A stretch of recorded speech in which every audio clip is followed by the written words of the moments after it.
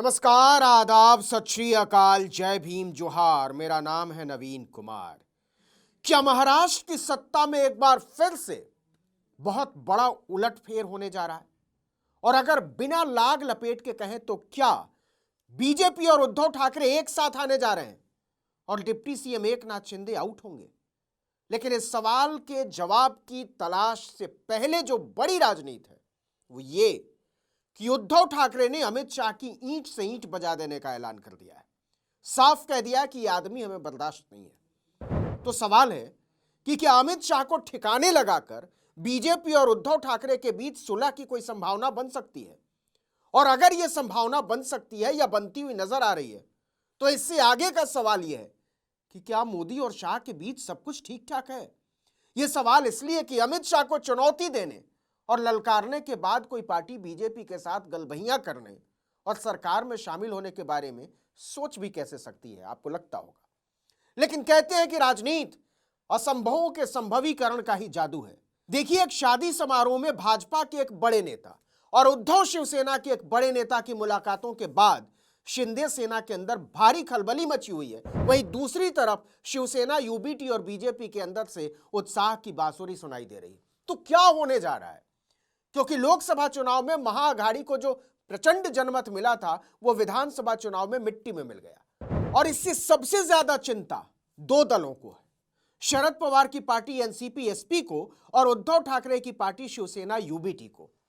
लेकिन लगता है कि नई परिस्थितियों में दोनों ही पार्टियां बीजेपी की गोदी में माथा रखने को खुशी खुशी तैयार है और दोनों ही इंतजार कर रही हैं कि कब बीजेपी की तरफ से हरी झंडी मिलती है। मामला केवल इतना है कि स्वाभिमान के परखच्चे उतने न उड़े कि सीने में चुभे। कोई ये न कहे कि पहले आपने क्या कहा था या हमने क्या कहा था। देखिए, महाराष्ट्र में नगर निगम चुनाव प्रचार शुरू होने से पहले पूर्व मुख्यमंत्री उद्धव ठाकरे और बीजेपी अब एक साथ आते नजर आ रहे हैं। यह अलग बात है कि गठबंधन के अंजाम तक पहुंचते हैं या नहीं, यह समय बताएगा। लेकिन दोनों लालायित तो हैं और दोनों के साथ आने की खबरें हवा में नहीं उड़ी हैं।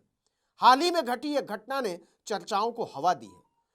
हुआ यूं कि बीजेपी नेता पराग अलवाणी की बेटी की शादी में उद्धव ठाकरे और बीजेपी नेता चंद्रकांत पाटिल अचानक आमने सामने आ गए। इस दौरान विधायक मिलिंद नार्वेकर ने पूछ लिया कि गठबंधन कब बनने जा रहा है। इस पर चंद्रकांत पाटिल ने जवाब दिया कि मैं उन स्वर्णिम पलों का इंतजार कर रहा हूं। इसके बाद वहां मौजूद नेताओं में जोरदार ठहाके लगे। यह बात वहीं खत्म हो जाती या हंसी मजाक में उड़ जाती अगर शिवसेना यूबीटी के बड़े नेता संजय राउत ने इस पर प्रतिक्रिया न दी होती।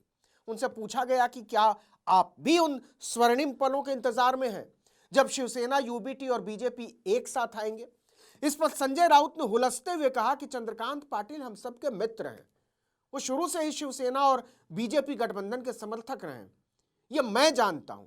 खासतौर पर शिवसेना बीजेपी गठबंधन की पुरानी पीढ़ी ने साथ मिलकर काम किया है, उनके नेता चंद्रकांत पाटिल की तरह। लेकिन इसके बाद संजय राउत ने जो कहा वो ज्यादा बड़ी राजनीति है। उन्होंने कहा कि वर्तमान में जो लोग बाहर से बीजेपी के साथ आए हैं वो हमारे 25 साल के गठबंधन का महत्व तो नहीं समझेंगे।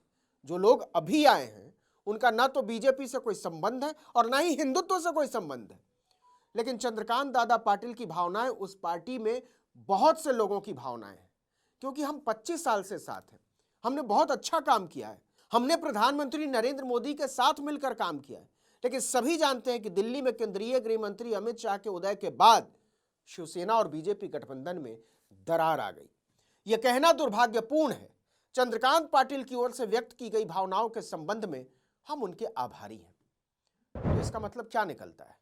इसका मतलब यह निकलता है कि उद्धव ठाकरे को सब मंजूर है, लेकिन महाराष्ट्र की राजनीति में अमित शाह का हस्तक्षेप नहीं। दूसरा ये कि उद्धव मानते हैं कि एकनाथ शिंदे की शिवसेना से बगावत अमित शाह की कारस्तानी थी और इसे वो माफ करने को तैयार नहीं है। गौर कीजिए, संजय राउत ने साफ कहा जो बाहर से सरकार में आए हैं वो पुरानी शिवसेना के साथ उसके रिश्तों को नहीं समझेंगे।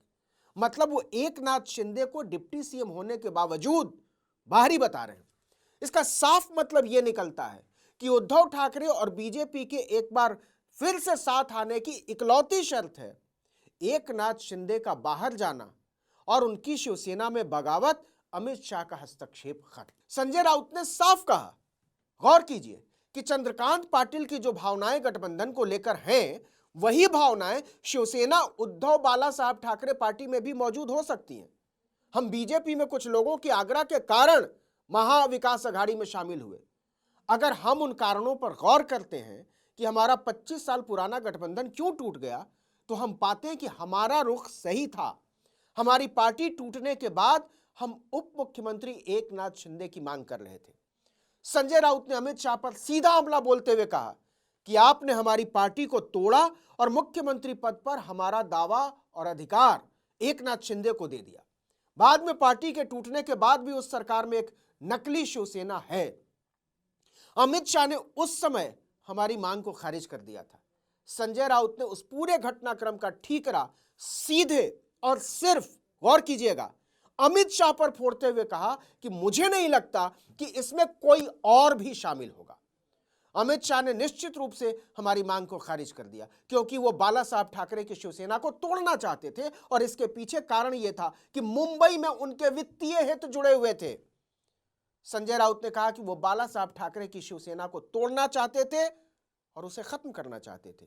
वो अभी भी उसी मकसद के लिए एकनाथ शिंदे का इस्तेमाल कर रहे हैं। इसके बाद संजय राउत से पूछा गया कि क्या ठाकरे गुट और बीजेपी के बीच गठबंधन होगा। इस पर उन्होंने कहा कि उस पार्टी में भी चंद्रकांत पाटिल जैसी ही भावनाएं हैं, आपको सही समय पर इसका जवाब मिलेगा। हमारी बैठकों में गठबंधन के बारे में कोई चर्चा नहीं होती, लेकिन चूंकि हमें इस बात का पूरा अंदाजा है कि आगे क्या होने वाला है, इसलिए हम इस पर विचार कर रहे हैं।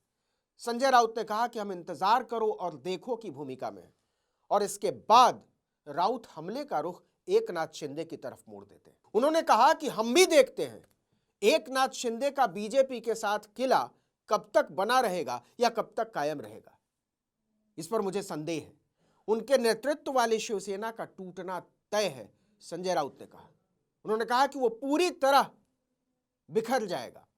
आज वो ताकत के आधार पर एकजुट है, लेकिन आने वाले दिनों में परिस्थितियां बदलेंगी, बदलने जा रही हैं।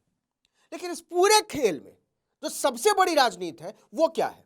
वो राजनीति ये है कि क्या बीजेपी के अंदर कोई गुट अमित शाह को किनारे करने के मिशन पर जुटा हुआ है?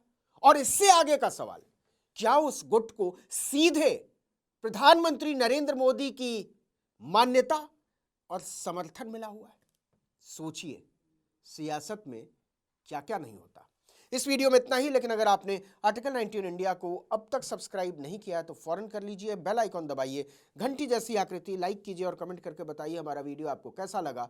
हमारा ट्विटर हैंडल है आर्टिकल 19_इंडिया और मेरा ट्विटर हैंडल है नवीन जर्नलिस्ट। नमस्कार।